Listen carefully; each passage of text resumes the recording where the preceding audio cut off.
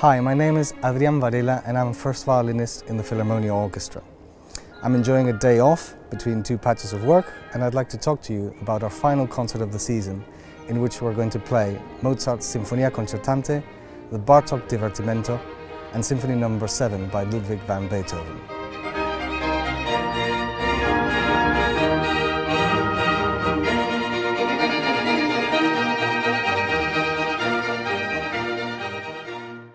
By the time Mozart turned 25, he was a fully fledged, mature, if not rich, composer, with hundreds of works to his name, including more than 30 symphonies and 25 concertos.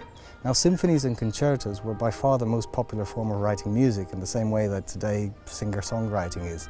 But what exactly are symphonies and concertos?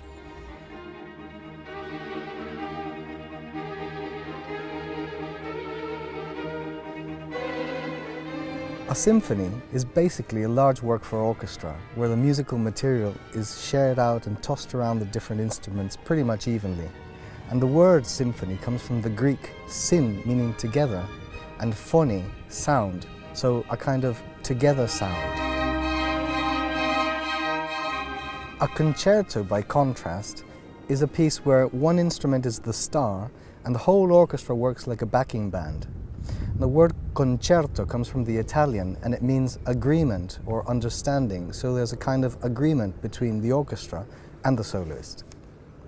Looking into the future, Mozart decided he would try something new, a cross between the two forms, and he called it Sinfonia Concertante.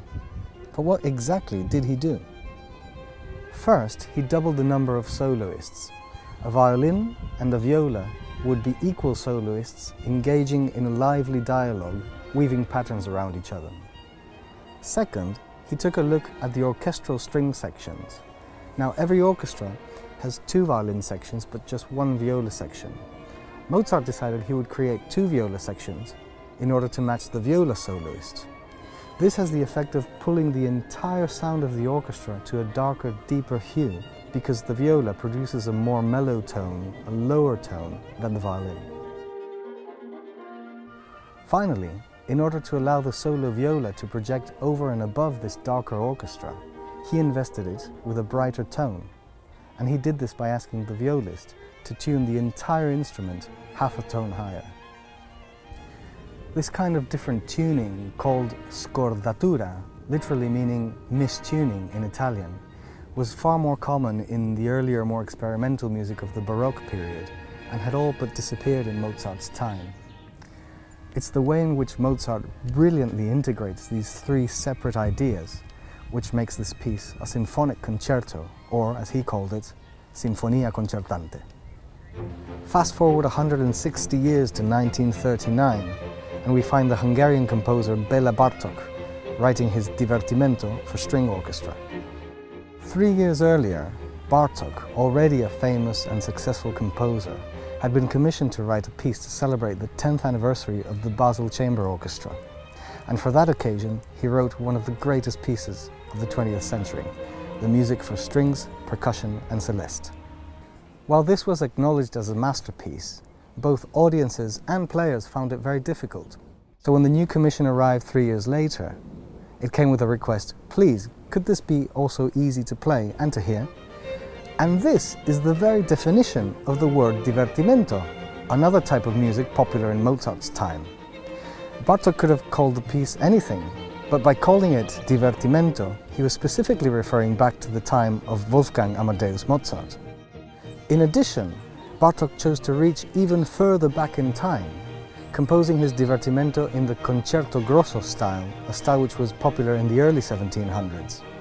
Now, in the concerto grosso, meaning big concerto or big concert in Italian, a group of instruments which belong to the orchestra engage in dialogue as a group with the rest of the orchestra.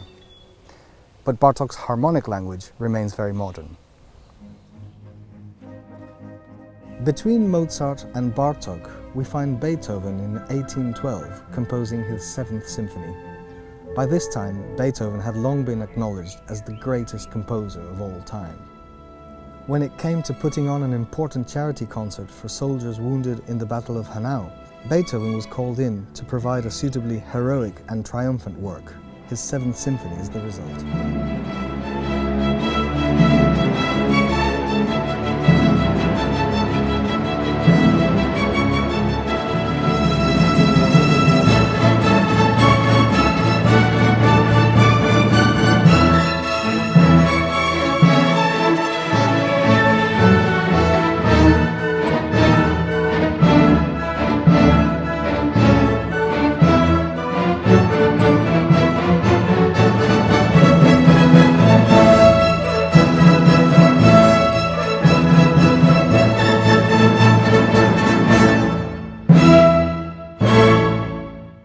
So here is a real symphony, where clear musical themes and variations on those themes are introduced and shared around the different instruments of the orchestra.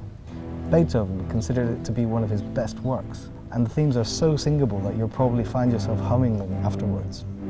The second movement was such a hit that it had to be repeated instantly at the premiere.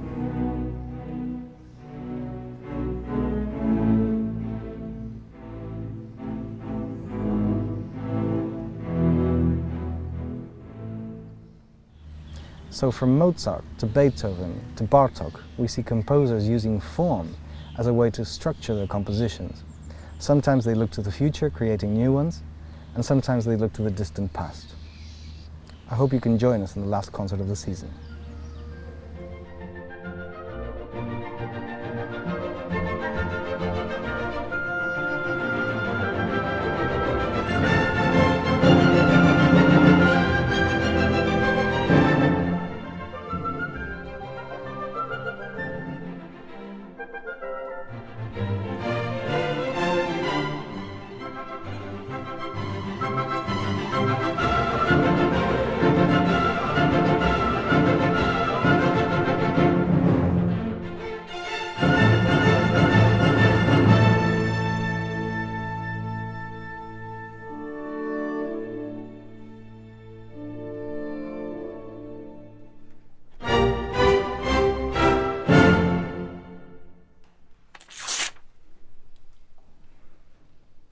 So when the new commission arrived 3 years later, it came with a request, please can I speak?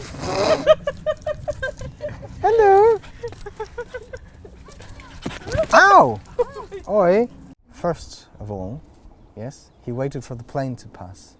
Then he waited for the baby to quiet, because the baby was a new element which had hitherto not appeared. However, they seemed to be safe from the runner, who presumably had got a bit tired after such exertion. Did we get it? Beethoven considered the playing to be so loud that he thought he would have to do another take. To block that light coming in. Oops, sorry.